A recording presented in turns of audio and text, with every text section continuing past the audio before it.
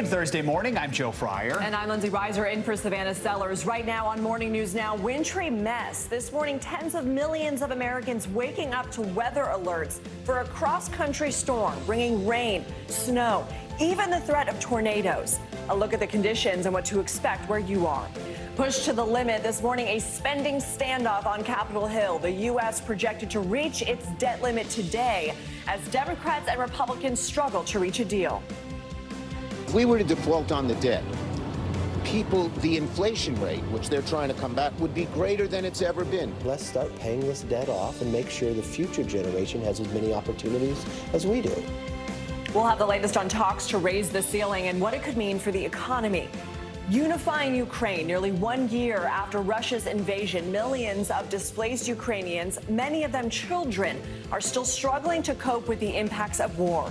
Now, some celebrities are offering their support. Reality TV stars Bethany Frankel and Maxim Chemerkovsky will join us for more on a campaign to help some of the youngest refugees. And get up, stand up. If you're sitting down right now, this story is for you. New research shows the long-term impacts of sitting in an office chair all day long. Don't worry, there is a fix. You can probably guess. We'll tell you the easy steps. Hint, hint. What could it be? It does not involve sitting. Yeah, I sit all day, so I'm going to be listening to that. Thank you for joining us. We're going to begin this morning with another round of winter weather making its way across the country. This latest cross-country storm is bringing a mix of elements: heavy snow, rain, and wind, even dozens of tornado reports down south. And now the storm is setting its sights on the eastern seaboard. NBC News correspondent Maggie Vespa is tracking it all for us. Hey guys, good morning from a snowy Green Bay. This just started coming down overnight and the wind picking up as well. And as you said, this system is marching east, impacting tens of millions of Americans from Colorado through the Great Plains out to the East Coast. And they're expecting the impact later on today. Already in Nebraska, parts of that state seeing 2 feet of snow. And then in Colorado, we saw on the icy roads on I-70 near Aurora, a 21-car pileup after a semi-truck jackknifed. In that pileup, 9 semis actually total, 2 people injured. Thankfully, their injuries are minor. In the southwest portion of the state, an entire town lost power after an avalanche, leaving debris and snow 20 feet deep. And then down in the south, we have more tornadoes. An EF1 touching down in Arkansas. No injuries reported that we've seen there, but the National Weather Service is still surveying damage. So again, this system started out west, starting in California. It is now marching east. You can see parts of it already hitting clearly here in Wisconsin. At last check, 31 million Americans waking up this morning under winter weather alerts. 5 million at risk for severe storms, most of them in Ohio. Back to you. All right, Maggie Vespa in Green Bay. Thank you, Maggie. For more on the wintry mix that's moving across the country, let's check your Morning News Now forecast. Meteorologist Michelle Grossman is in for Angie. Michelle, good morning. Good morning, guys. Great to see you. And we're going to continue to track the storm not only today, but also tomorrow. Looking at Maggie, that beautiful snow globe type atmosphere, looking really pretty, but it's going to cause some problems as we head throughout this morning. Tricky travel in portions of the upper Midwest, the Great Lakes, and then eventually into the interior parts of the Northeast and also New England. 31 million people impacted by weather alerts. That does include some winter alerts out to the west, but you can still see winter storm warnings. That's in portions of the upper Midwest to the Great Lakes. That's in the pink there. And then winter weather advisory that includes parts of the Great Lakes into the interior Northeast, also parts of New England. So we're going to see snow. We have that cold side still. Will be heavy at times in some spots. We're going to see rain. That will be heavy too. A mixture in between. And then we do have the chance for some storms as we go throughout the day. The threat not quite as high as yesterday. Yesterday we had 1 tornado report in Arkansas. We had a lot of wind reports, and that was a major threat. That will be a threat again today. Especially in Ohio, we have a severe weather risk in the state of Ohio. I'll show you that in just a few minutes, where we do have the chance for some damaging winds and also an isolated tornado or 2. But you could see heavy rain falling right now on radar. That's where you see those brighter colors, the reds, the oranges, the yellows. And we're going to watch this storm sliding to the east today, also tomorrow. So we're going to see rain for parts of the mid-Atlantic, the Northeast, kind of a chilly rain, a raw day as we go throughout this Thursday. And then on the backside, that cold side, we're seeing areas of snow in New England and also the Great Lakes. That will take shape as we go throughout the rest of today into tonight, into Friday morning. This is Friday morning. That upper low swings eastward and it's going to drag in that colder Canadian air, and that's where we're going to see that snow still falling. Buffalo, you see some blue there. Burlington, and this is tomorrow. So accumulating snow will taper off in New England. It's going to linger for a bit. We're going to see a coastal low kind of take over, so it will linger on your Friday. Additional snowfall totals as we go throughout the day. The bullseye for the heaviest snow is in the UP of Michigan. Marquette, 8 to 12 inches. Minneapolis, you'll see 1 to 3 inches more. Alpena, 4 to 8 inches. And then as we head towards New England and the interior parts of the Northeast, Burlington, 4 to 8 inches. Portland, 6 to 8 inches, and Albany 1 to 2 inches. So that's the snow. We're also talking about rain, anywhere from 1/4 inch up to 1/2 inch. It's widespread where you see this green. So from the Great Lakes to the Northeast, Ohio Valley into New England. But notice Nantucket, just south of Boston, along the Cape there, also Long Island, we could see quite a bit of rain. So over 1 inch in some spots. That includes you, New York City. Bring your umbrella as you head out today. It's going to be a rough travel back home from work today. So as far as the severe weather threat goes, again, not quite as widespread as yesterday. Yesterday we had much of the South in it, but we're looking at the Ohio Valley, so Mansfield, Columbus, Dayton, Ohio. We're looking at the chance for winds gusting up to 60 miles per hour. A tornado or two is possible, and could see some hail as well, especially where you see the yellow. That's where we're expecting the likeliest spots to see some severe storms, although anywhere in the east we could see some storms with that cold front moving through.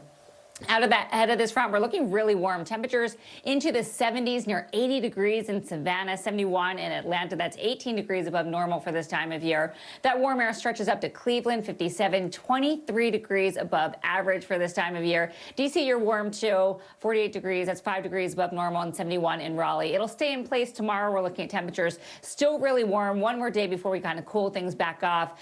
Philadelphia, 50 degrees. Notice that sharp cutoff, though. Buffalo, we're looking at 36, 57 in Raleigh, and 64 in Columbia. We're going to cool it back down for the weekend. Temperatures back into the 30s on Saturday in Boston, into the 20s in Minneapolis on Saturday, Sunday, below freezing still on Monday, and we're in the low 40s in Cincinnati, so closer to average. This is what it looks like for today. A little snapshot. We have that cross-country storm bringing the storms to the east, the Great Lakes, the upper Midwest, cooling off in portions of the southern plains. It's been warm for so long, but that cold front is bringing that cooler air. And then back to the west, we're unsettled. We're looking at the chance for a cold front to bring some snow showers, especially in parts of the Great Basin. We could see a few showers in Southern California, but for the most part, I think we're going to keep it dry. We'll keep it dry in Northern California, also the Pacific Northwest, but it's really the snow moving through the Sierra and also the Great Basin. We could see some mountain snow, some heavy mountain snow in the highest elevations, and again, not expecting much rainfall in Southern California, but could see a sprinkle or two. Then as we go throughout tomorrow, light snow showers for the Rockies. It will be cold, it will be windy across the mountains,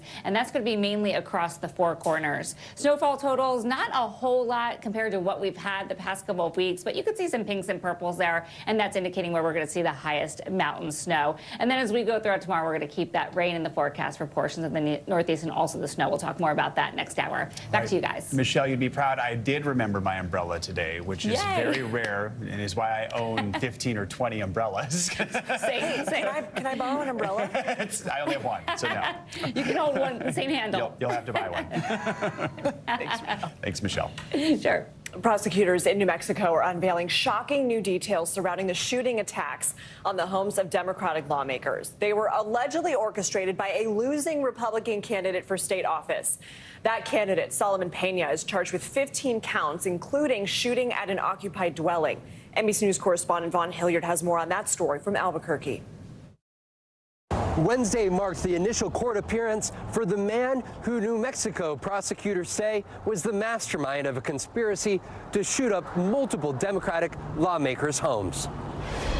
Solomon Pena, yet to enter a plea, appearing virtually before a judge who ordered him to stay behind bars. You will be held without bond. Just 2 months after losing his election for the New Mexico State House, the Republican candidate is being accused of orchestrating a plan to shoot at the homes of 4 Democratic officials. Pena lost his race decisively by nearly 50 percentage points, but still falsely claims it was rigged.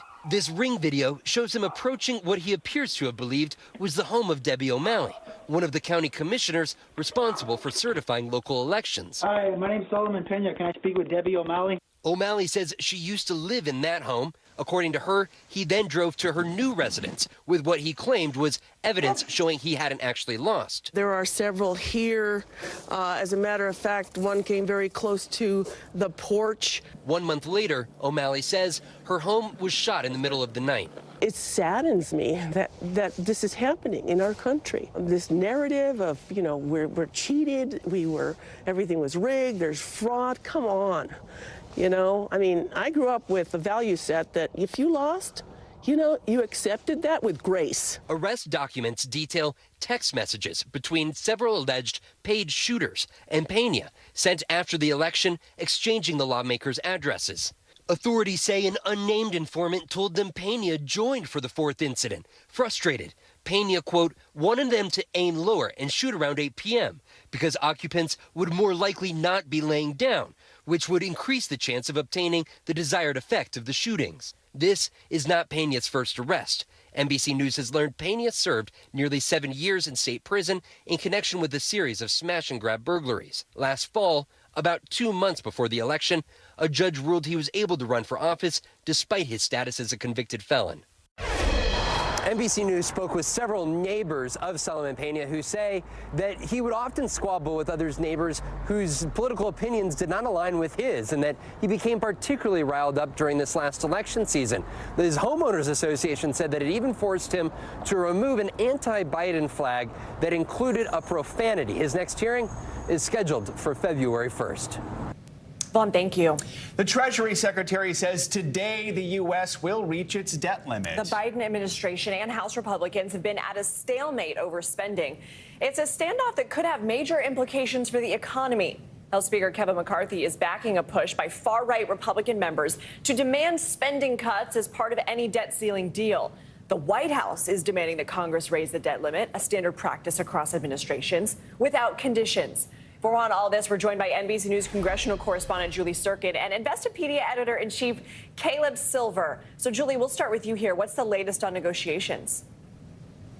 Well, look, Congress is out. Negotiations aren't really happening in earnest because the White House said that they are not going to negotiate over the debt ceiling, that if these hard-right Republicans want to have a conversation about spending cuts, they'll have to happen after a bipartisan debt ceiling lift occurs. Now, you mentioned today is the date that the U.S. defaults on its debt. Janet Yellen has these emergency measures that she's putting in place that will take us somewhere to June, July, is what experts think. And so negotiators, congressional leaders have until then, have a couple of months to really muscle out these negotiations. But the problem is that Congress doesn't really work well with long deadlines. So the closer we get to a hard deadline, that's when we can see these negotiations actually play out. But at this point, hard-right conservatives, deficit hawks want to start paying down the debt. They say that any debt ceiling lift, needs to be coupled with future spending cuts, or they're not going to vote for it. And Kevin McCarthy only has a 4-seat majority, so he really can't lose a lot of votes. And remember, this concession came out of that speakership fight in which he won the gavel by getting on these hard-right conservatives' side on this. So, Caleb, every now and then we have to do Debt Ceiling 101. You're with Investopedia, so you can be our encyclopedia here. What does it actually mean? What happens when we reach the debt ceiling, the debt limit, and what does it actually mean for Americans? Yeah, the debt ceiling is basically the amount the U.S. government is allowed to borrow to pay its bills. And we have a lot of bills, $31.4 trillion, in fact. And how do we pay those bills? We issue government bonds, the 10-year U.S. Treasury, the most stable, most widely held government bond in the world, and the most highly rated. That usually pays our bills. But once we hit that limit, and we hit it all the time, this is the 79th time we're hitting this limit since this law was formed in 1917 as part of the Second Liberty Act. We just keep raising it. We just kick the can down the hill because we can't pay those bills, obviously. So we just keep extending it. Americans won't feel this part of it, but the risk is that if we hit that and we go into June and we can't pay bills, we're going to have to cut back on Social Security payments, potentially, contributions to retirement accounts, and we risk a credit downgrade, and that is what we're going to feel. Let's talk a little bit more about that. So we get to June, we get to July. Let's say that hard deadline, they still haven't reached a deal here, and something like that happens. How will the average American feel that? And also, what does that mean for trust in the U.S. institution and how the U.S. is able to borrow money? The U.S. will be paying higher interest rates. That's right, and that's the most important part. The U.S. traditionally always pays its bills back. That's why the U.S. Treasury bond is so valuable. We pay our bills, usually, even if we're deep in debt. But if we don't, and we get a credit downgrade by a rating agency, like an S&P, like a Moody's, like what happened in 2011, that causes interest rates to spike. And when interest rates spike, it brings up all the other interest rates along with it. So car loans, house loans potentially, credit card loans, but also it makes the stock market go into a hissy fit because as those bonds spike, the trust in financial markets falls and you get a fall in the stock market, and that's what we saw in 2011. Hissy fit, that's the technical term. We don't like stock market hissy fits here. So, Julie, speaking of hissy fits, you know them well. You cover the Capitol. So failure to reach an agreement sometime this summer would mean the U.S. defaulting on its loans for the first time in history. I mean, how do lawmakers feel about that? Are there any possible solutions on the horizon with still some time left? Look, even Chip Roy, who's kind of, so, you know, when Congress gets closer to the edge of a deadline, we've seen these deals kind of muscle out. In the past, in 2021, the last time the debt ceiling was raised, this was also a live issue. And then Minority Leader McConnell came out and said, no, this is something we need to do. And that's how the votes were mustered there. But this time, investors even are scared that this time might be different than others because you have this group of hard right Republicans in the House. Like I mentioned, the margins are really small. And some of them are even saying, you know what, we don't even want this debt ceiling deal coupled with any future spending cuts. We don't want to raise it at all because we need to start paying down on our debt. And obviously, you see the catastrophic effects of that. But there's also a plan that House Republicans, these conservatives, are mulling just in case this debt ceiling is breached and they can't get a deal in place. Their plan includes some cuts. Unclear where, because of course there's a lot of varying opinions, but they're going to have to do at least 20% in cuts because remember, the money that they're electing to raise the debt ceiling by has already been approved by Congress. These bills were already passed. The programs are in effect. So if they're going to be unable to lift the debt ceiling, they're going to have to then pare back on those programs, which include a lot of social programs. All right, Julie Sirkin, Caleb Silver breaking it down for us. Thank you both. The White House is insisting that the probe into President Biden's handling of classified documents will not have an impact on his potential re-election plans. For more on this, let's bring in NBC News White House correspondent Mike Memley. Mike, good morning. So what can you tell us about the president's plans amid this ongoing investigation into how he handled classified documents while as vice president? Yeah, Lindsay, obviously, we're still doing a lot of reporting about these classified documents, how they made it from Biden's West Wing office as vice president into multiple locations after he left office. But as we mine the legal fallout, we're also keeping an eye on the political fallout. And it was interesting because the White House typically doesn't want to comment on the record about campaign politics. But they made an exception in this case when we asked them about whether this all will affect the timeline or the final decision President Biden might make about re-election. A spokesperson saying flatly it won't impact his decision, that they're honoring their promise to keep the independence of the Justice Department and divorcing it from politics. So the next question, though, is, okay, well, then when is he going to announce? There have been a lot of timelines floating out there, especially around the State of the Union, which we now know will be February 7th. It seemed that that timeline might be shifting. White House officials, other Biden advisors telling us, well, the timeline can't shift if it was never fully agreed to. And so we're still something in a familiar pattern for Joe Biden, a waiting game. He waited until late October in 2015 when he decided not to run in the 2016 race. And then in 2020, he was one of the last Democrats to get in. He didn't get in until nearly May. So it looks like we're in a little bit of a waiting game here. Okay. And Mike, we're hearing from John Kirby of the National Security Council. He addressed several topics with reporters yesterday, including the classified materials in question. What did he say? So this is interesting, Lindsay. We talked yesterday, of course, about Karine Jean-Pierre and the sort of lack of answers we're getting on some of the basic questions we're asking. But there's a national security component to this. And so hearing from John Kirby representing the NSC yesterday, he offered a similar question about a similar answer, I should say, about whether national security interests might have been compromised here, simply saying that what we are concerned about with respect to this particular issue is making sure that we are working to be fully cooperative with the Justice Department. And that's similar to what we've been hearing from the White House writ large. It's interesting to note that Karine Jean-Pierre, of course, has had some tough days at the podium. Today, the president traveling to California, and for the first time, Karine Jean-Pierre will not be the press person traveling with him to brief reporters. It'll be the first time that her number two, Olivia Dalton, will be briefing reporters on the trip. Mike, let's go back to whether Biden decides to officially run in 2024. What are going to be some of the initial challenges and potential roadblocks he's expected to face? Well, what's interesting is one of the sort of moments when they were floating an earlier timeline for Biden to announce was last year when there were questions swirling about whether Biden might be challenged within his own party. The fact that Democrats did better in the midterm elections really has reduced some of that pressure. But one of the questions we're still looking for is whether another Democrat might get in the race and primary the president. But what's interesting, as we've talked to Biden advisors, the real question is whether this document drama will still be something that hangs over him in the next year, especially given that his potential rival, Donald Trump, is facing similar questions. It's really an article of faith, Lindsay, that the kind of issues we're focused on now in Washington, on cable, in headlines online, are not what they think average Americans really care about.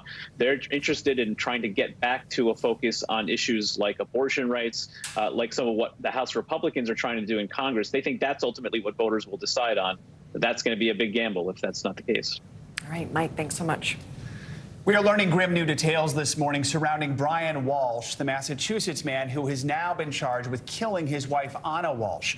Prosecutors now claim that he killed her, then tried to cover it up. NBC News correspondent Kristen Dahlgren has the latest on the story. You are charged on the first day of January 2023 with assault and to beat Anna Walsh with intent to murder. Brian Walsh showing little emotion as prosecutors presented gruesome evidence, simply shaking his head as the prosecutor detailed days of internet searches on his young son's iPad, including January 1st, the day Anna Walsh was reportedly last seen. How long before a body starts to smell?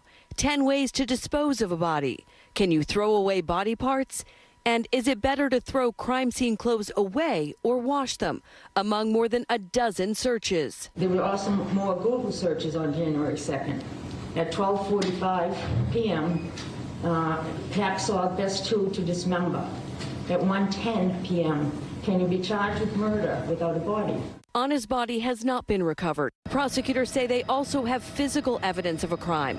Anna's blood and DNA mixed with Brian's found in a dumpster outside of his mother's home, along with the clothes Anna was reportedly last wearing, her Prada purse, necklace, and even her COVID-19 vaccination card. Meantime, prosecutors say cell phone data and surveillance video placed Brian Walsh at 3 other dumpsters in the days following Anna's disappearance. He walks to the dumpster carrying a garbage bag. He's leaning, and it appears to be heavy as he has to heft it into the dumpster. Authorities say they believe that trash was incinerated before their search. An attorney for Walsh saying in part, "We shall see what they have and what evidence is admissible in court, where the case will ultimately be decided." In court, Brian Walsh entered a plea of not guilty. He is now being held without bail. Back to you. All right, Kristen Dahlgren, thank you. Coming up on Morning News now, shock in New Zealand as its prime minister says she's stepping down. More on the surprise announcement ending a historic run in office. And celebrity support for Ukrainian refugees. We'll talk to 2 reality stars about efforts to help some of the youngest Ukrainians impacted by the war. We'll be right back. Welcome back. New Zealand Prime Minister Jacinda Ardern is stepping down after a historic 6-year run in office. Arden pointed to exhaustion as the reason behind her decision, saying she no longer has the energy to continue a life in politics. The shocking announcement comes as her Labour Party continues to struggle for support in this year's election. NBC News correspondent Kelly Kobiella joins us now from London. Kelly, good morning. Good morning, Lindsay. Yeah, surprising and emotional statement from the New Zealand Prime Minister, Jacinda Ardern, saying she's given all she can for as long as she can. Choking back tears, Jacinda Ardern said she's stepping down. I'm announcing that I will not be seeking re-election, and that my term as Prime Minister will conclude no later than the 7th of February. I know what this job takes, and I know that I no longer have enough in the tank to do it justice. Arden was the world's youngest head of government at age 37 when she was elected in 2017, and only the second world leader to give birth while in office, taking her daughter to the United Nations General Assembly, determined to prove a new mom can lead a country. Women multitask every single day. Can I be a prime minister and a mother? Absolutely. Arden won praise for her compassion and quick action, hugging families and banning assault weapons after a white supremacist gunman killed 51 people at 2 mosques, locking down the country at the start of the COVID pandemic, telling Savannah and Hoda about her way of leading. You talk about, I thought it was interesting, kindness and government. Usually you don't see those two things together. When I hear you talk about your family, I sort of get it, but explain that. Yeah, I don't think there's one rule book for leadership. Yeah. And I really rebel against this idea that politics has to be a place full of ego. As late as last December, still hitting back on questions of age and gender during a summit with the Finnish Prime Minister. A lot of people will be wondering, are you two meeting just because, you know, you're similar in age and, you know, got a lot of, you know, common stuff there, you know? Because two women meet, it's not simply because of their gender. Arden says she's looking forward to taking her daughter to school and finally marrying her partner. As for a legacy, I hope in return, I leave behind a belief that you can be kind but strong, empathetic but decisive, that you can be your own kind of leader, one that knows when it's time to go. Arden and her party won a landslide election back in 2020 because of their response to the COVID pandemic. But they have now seen a drop in popularity. Arden's numbers are the lowest they've been since she was elected, below 30%. And she told the BBC last year that that's the price that she and her party paid for keeping people safe during the pandemic. And she didn't reference that. She didn't say that that was the reason for her resignation. In the statement overnight, Lindsay, she actually said she thinks her party can win the election in the fall, but they simply need a fresh set of shoulders to lead them there. Lindsay? Kelly Kobier, thank you. In Ukraine, officials are investigating why a helicopter crashed in a suburb of Kyiv, killing 14 people, including Ukraine's interior minister. You can see here in this video the charred remains of the helicopter. The cause of the crash is still unclear, but Ukraine's security service says it's investigating the possibilities of pilot error, a technical malfunction, or foul play. The crash comes as we approach the one-year anniversary since the start of the war, which has displaced millions and killed thousands of others. For more, we are joined by Unify Ukraine spokespersons Bethany Frankel and Maxim Chmerkovsky. Thank you both for joining us. We really appreciate having you with us this morning. Bethany, the two of you joined forces last year to raise money for Ukraine. Now you're back together. Tell us about this new venture, the Unify Ukraine campaign. So UnifyUkraineCampaign.org is on the year anniversary of the occupation, and you can go on UnifyUkraine.org to get a sunflower meme and post a photo of a sunflower meme on the anniversary. We'll be planting 335 sunflowers, which reflect peace, happiness, and hope. And this is effectively to raise awareness that when the headlines fade, the crisis still continues. Max can speak to being from there and seeing his people suffer and the plight of this crisis. And there's so many terrible things going on in the world that it's hard to keep people's focus on something that is so tragic and still going on every day. So, Max, your name was invoked here. Let's talk to you about this. As Bethany mentioned, you're from Ukraine. You actually were there. You fled. You returned. You told many media reports you had survivor's guilt. Have you been back since last year when all that happened? And also, just the fact that 1 year later, this is still going on. This is tragically a part of everyday life. Yeah, I mean, I had plans to be there actually now. We've been planning for since the whole thing started, my return, and there's some projects that are still hanging in the air. Some people that look like this right now, some of my friends who are co-stars and in some of the projects that I was trying to take off the ground before the war started. So it's a devastating situation for me, personally, because of my attachment and the fact that, I know a lot of people now. It's not easy because I'm also, I actually said it in my social media. For me personally, it's not easy because I can't, post happy things. I feel like, my brother just gave birth and I'm a new uncle. My son just turned 6. I just had a birthday 2 days ago, and it feels wrong to celebrate things while I know and in my heart and all these connections that I've made with these people that are watching and they're seeing this, and it's almost sad, and I don't know how to help them otherwise. And so here we are. Doing exactly what we can do. I want to personally say thank you to Bethany and people like her, because she's at the forefront of it from day one. Raised incredible amount of finance. That's very important. It's not just about raising awareness and posting memes. This is great, but Bethany and such she actually raised funds. So what we're doing now is exactly what Bethany said. It's been a year. People are not used to, especially in our country, dealing with tragedies like this that are so long, in its life.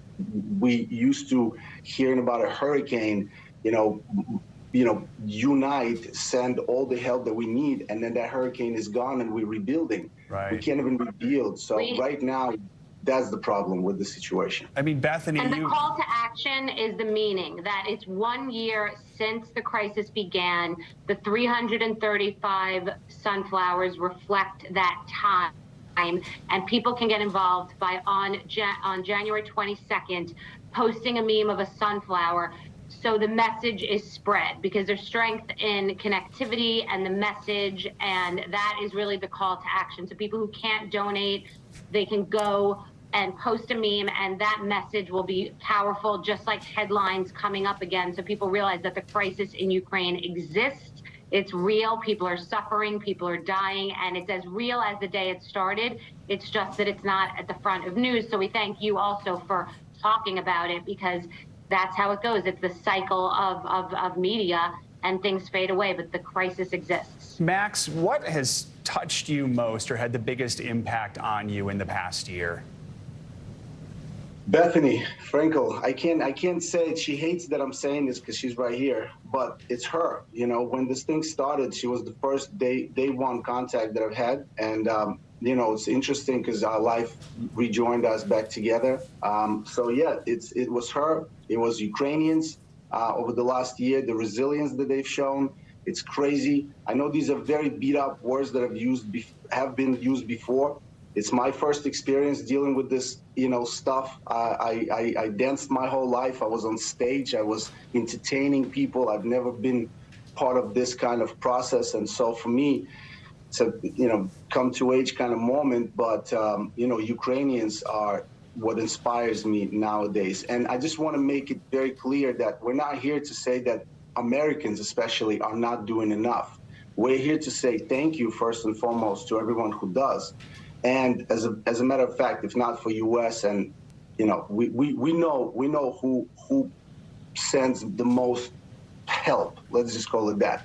But this message is to say it's still going on. We aren't used to. We're not used to this being so long, but it's still going on. All right, Bethany Frankel and Maxim Chmerkovskiy, thank you both so much for what you're doing, and thank you for taking some time to speak with us this morning. We appreciate it. Thank you. Thank you. Authorities in Southern California are searching for an actor who went missing while hiking last week. British-born actor Julian Sands, known for his starring roles in films like A Room with a View and Warlock, was reported missing by his wife when he didn't return home from hiking in the San Gabriel Mountains Friday. Ground teams immediately started to search for him, but the search was called off after about 24 hours because of avalanche risks and poor trail conditions. Authorities say they've launched 14 rescue missions in that area. Back in the U.S., a New Mexico district attorney is expected to announce today if any charges will be filed in the fatal shooting that happened on the Rust film set. In October 2021, actor Alec Baldwin was holding a gun that fired and killed cinematographer Helena Hutchins. A spokesperson for the district attorney's office is not hinting at which way they might be leaning, saying the announcement will be a solemn occasion to respect the victim's family. Baldwin and other members of the film crew have denied any wrongdoing. Rust is slated to resume filming this month with all its principal cast and crew returning. Coming up, from the stage to the courtroom, rapper Flo Rida is celebrating a big legal victory this morning. Up next, what a judge ruled in a multi-million-dollar lawsuit over an endorsement deal gone wrong. You're watching Morning News Now.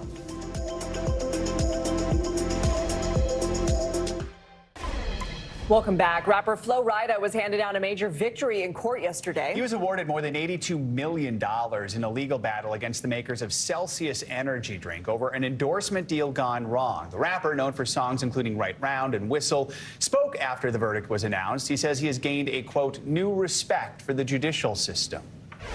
This was a long journey, but we prevailed. From the start, I only wanted what I worked for. Nothing more, nothing less. NBC News legal analyst Danny Savalos joins us now to break it all down. So first of all, Danny, just the basics. What's the basis of the lawsuit, and what was Celsius's counter-argument here? For some reason, the company decided to enter into an agreement with Flo Rida that involved not just compensation, but stock options, all kinds of other things. So really boiled down, this is a straight breach of contract case. And the challenge with breach of contract cases, and why probably the company should have considered settlement rather than go to trial, is that there's a lot of possible outcomes. Yes, the jury can find for the defendant and award nothing, but the potential damages in a breach of contract case can really vary and can go from normal to absolutely what we're seeing here, huge damages. Because interestingly enough, the measure of damages can vary in a contract case. Is it what you expected to receive? Is it all the profits that you didn't get? Or is it just some, measure of, hey, the money you spent litigating the case? So it's really hard to gauge damages. The jury here decided to really hit the defendant. Whether or not that gets upheld on appeal, what a lot of folks don't realize is that appellate courts will often chop down what they think are excessive jury verdicts. But in a case like this, there aren't a lot of cases like it. So it doesn't seem likely the court would say, hey, here's another analogous case to the Flo Rida situation. We'll chop that verdict down. So what did the jury find here that Celsius did wrong? Essentially that it breached its contract with Flo Rida, that there was an agreement between the parties, and Flo Rida believed that he was not awarded the benefit of the bargain, that the company owed him money and that it was part of the deal. Like I said, a pretty straightforward breach of contract. Contract is an agreement between two parties, and each side gives what's called consideration. In this case, Flo Rida was offering things like his face, his likeness, I'm involved, maybe even his business acumen. And the company would compensate him, and he alleged and won on the basis of not getting the benefit of the bargain. So, Danny, Flo Rida's lawyer said he wanted the 1% ownership of the company that he was promised, not necessarily a dollar amount. You say it's hard to gauge how much a jury is going to award to someone. Do we know how they got to this $82 million number? It's really interesting because courts really don't like to award what's called specific performance. They would much prefer to award dollars, because dollars are easier to force someone to pay. When you get into things like, hey, you have to perform this contract, that's harder to enforce. A good example is Twitter, right? When Elon Musk was wavering on whether or not to go through with the purchase of Twitter, courts generally don't like to say, hey, now you have to buy Twitter. Think about how complicated that would be. You're forcing someone to own something that they don't want to own. So you can see pretty quickly that what courts prefer instead is to say, hey, why don't we put a dollar amount to this? And that looks to be what the jury did. A big one, too. A big one. Danny, thank you so much. Appreciate it. All right, are you sitting down right now? Yes. All right, no shame if you are. We are. But if you are, you may want to think about getting up and moving around a bit. Research shows there are health risks when it comes to sitting for long periods of time. The average worker sits, and I thought about this because it seemed high, and I do this, 10 hours a day. Wow. But there are some easy ways to undo some of that damage and get your health back on track. NBC News Now anchor Savannah Sellers explains. The next time you're about to send your coworker an email, think about taking a walk over to their desk instead. That simple movement might actually be good for your health. A new study published in the Journal of the American College of Sports Medicine found a short stroll at work every half hour could help with the harm that comes with prolonged periods of sitting. We had participants come to our lab and sit in our lab for 8 hours. Each day they came, we tried a couple of different walking strategies to see what worked best in terms of offsetting the harms of sitting. So we found that a 5-minute walk every half hour reduced blood sugar levels by over 60%, and it also reduced blood pressure. We also found that a 1-minute walk every hour also reduced blood pressure. Not moving around comes with health risks, even to people who regularly exercise. We're talking increased stress to the back, neck, arms, and legs. For those who hunch, that can overstretch the spinal ligaments and strain the spinal discs. It can also have some serious long-term dangers, things like a higher risk of obesity, diabetes, heart disease, cancer, even early death. And even if you have a standing desk, that might not be enough, since being in one position all day isn't good. So the key here is to move as often as you can, because if your daily activities are short and intense enough, they can improve your health.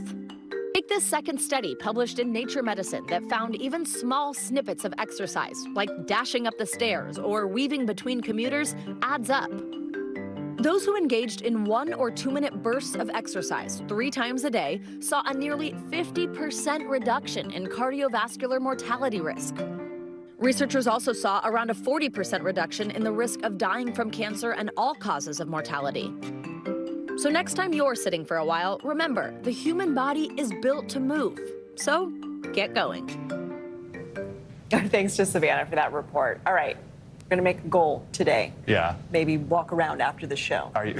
Walk to my You will desk. at least have to walk to your desk at a minimum. Done. We could just wheel you in this all the way to your desk. You're like, That's next level. All right. Coming up, crypto bust. Another leader in the world of cryptocurrency has been arrested. Up next on Morning News Now, more on the allegations against the founder of Bitslato. Stay with us. We'll be right back.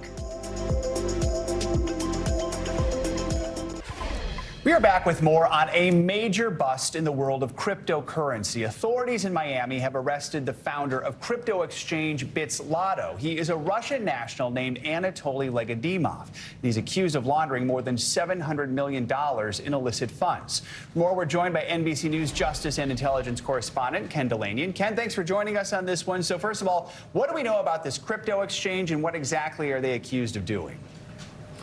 Good morning, Joe. Look, money laundering cases are a dime a dozen over at the Justice Department, but yesterday the number 2 official came out to announce this case because they see it as a really big deal. They say that Legadimov, who is a Russian national who was living in China, was running what they call a no questions asked crypto exchange catering to criminals. Actually, Legadimov referred to them as crooks, and there's internal communications from the company allegedly calling it dirty money. And what they're saying is they didn't require any of these customers to identify themselves. They had anonymous accounts, and so they were catering to drug dealers and ransomware gangs, among others. And somehow the FBI managed to lure this guy to Miami yesterday, where they arrested him, and now he's facing charges in U.S. court. So the Justice Department and the FBI and the Treasury Department view this as a big victory against cryptocurrency money laundering, even though this involved Russia and China, which are not really cooperative with U.S. justice, Joe. So what do we know about Legadimov and what comes next now after this arrest?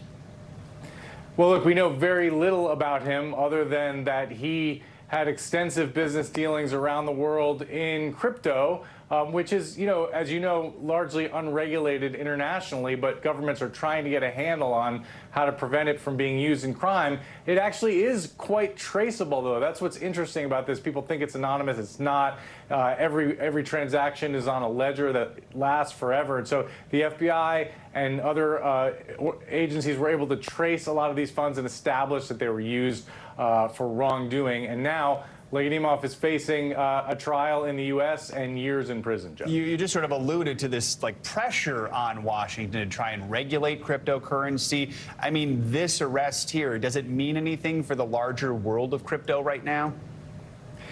Well, the Justice Department is trying to say that it sends a message that people who engage in this kind of behavior are not outside the reach of justice. And there was cooperation here with France and other countries. So governments worldwide are trying to crack down on this anonymous use of crypto. If banks and crypto exchanges simply practice basic know your customer policies, then none of this should happen because all the transactions would be traceable. This exchange was not doing that, and now Legadimov is facing years in prison, Joe. All right, Ken Delanian. Ken, thank you so much. Appreciate your reporting. Financial headlines now. Twitter is releasing new information on its Blue subscription. CNBC's Savannah Hanau joins us with that and more. Good morning. Hey, Lindsay, Joe, good morning. Yeah, so Twitter is launching its premium blue subscription for Android devices, pricing it at $11 a month. Now, that's the same price as for iOS subscribers. Twitter Blue offers the blue checkmark to anyone who wants to pay for it. It was previously free for verified accounts of politicians, celebrities, and other public figures. Twitter is also advertising an annual subscription that's only available on the web for $84. That's less than the monthly price of $8. Amazon is closing its charity donation program next month. Through Amazon Smile, the company donated a percentage of customers' purchases to a charity of their choice. Amazon says it's donated roughly $500 million since the program launched in 2013, but it says Amazon Smile hasn't grown to create the impact it originally hoped, and donations were often spread too thin. Apple is reportedly working on a new lineup of smart home devices, including a smart display similar to a Google Nest Hub or Amazon Echo Show. Bloomberg says the display would be like an iPad, but less expensive, would be focused toward home use, and include a magnet for mounting. You may be able to use it primarily for FaceTime chats and to control other smart devices in your house. The display, though, is not expected to launch before next year at the earliest, guys. All right, interesting. Silvana, thank you so much. Appreciate it. Coming up on Morning News now, from 0 to 70, the classic Corvette is celebrating a milestone birthday. When we come back, we'll take a trip down memory lane, plus what's on the road ahead for America's first sports car.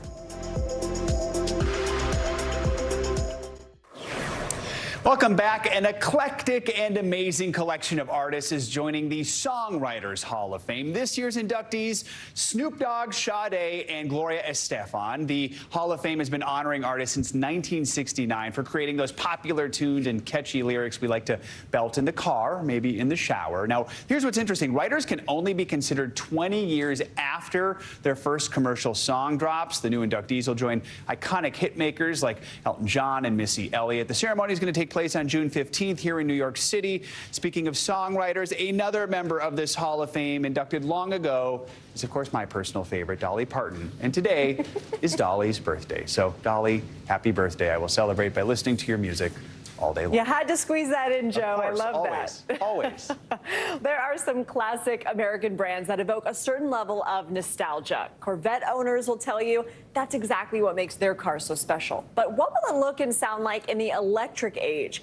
NBC News Now anchor Aaron Gilchrist takes us back 70 years to show us the evolution of America's original sports car and gives us a glimpse of its future. On the 70th anniversary of the Corvette, Chevrolet introducing the new Corvette E-Ray in the race to electrify the auto industry. A 655 horsepower missile that's at your fingertips. Corvette engineer Cody Bulkley took me for a spin around New York City. The E-Ray is hybrid with the power of a V8 and the stealthiness of an electric motor. If you did a electrified variant where you were just looking at propulsion and fuel economy and emissions, you would miss some of the fun vehicle dynamics that comes along with an all-wheel drive. Chevy now entering a growing group of American automakers, ramping up production of cars that run on electricity instead of or in addition to gasoline. More people are considering electric vehicles than ever before, and more people are purchasing electric vehicles. More than 800,000 EVs were sold in the U.S. last year, up 66% from 2021. Still, EV sales accounted for less than 6% of all cars sold last year, limited by high price tags, production delays, and slow growth in charging station numbers. But industry experts say this is just the beginning. Electric cars are really about consumer choice. So the more people that are open to the idea, that will eventually lead to electric car sales, whether it's the next purchase or the purchase after that. The Corvette has come a long way from this 1953 original. Cristo Dattini is a GM archivist. What do you think is next for the American sports car, for the Corvette? What I hope is that we continue to honor the legacy of what's come before and push the technology and the performance forward. Where the rubber meets the road for an industry with an electrified future on the horizon. Aaron Gilchrist, NBC News, New York. I've always been a little intimidated by sports cars. Yeah. I feel like if I drive one, I'll forget how to drive, or I'll lose control or go too fast.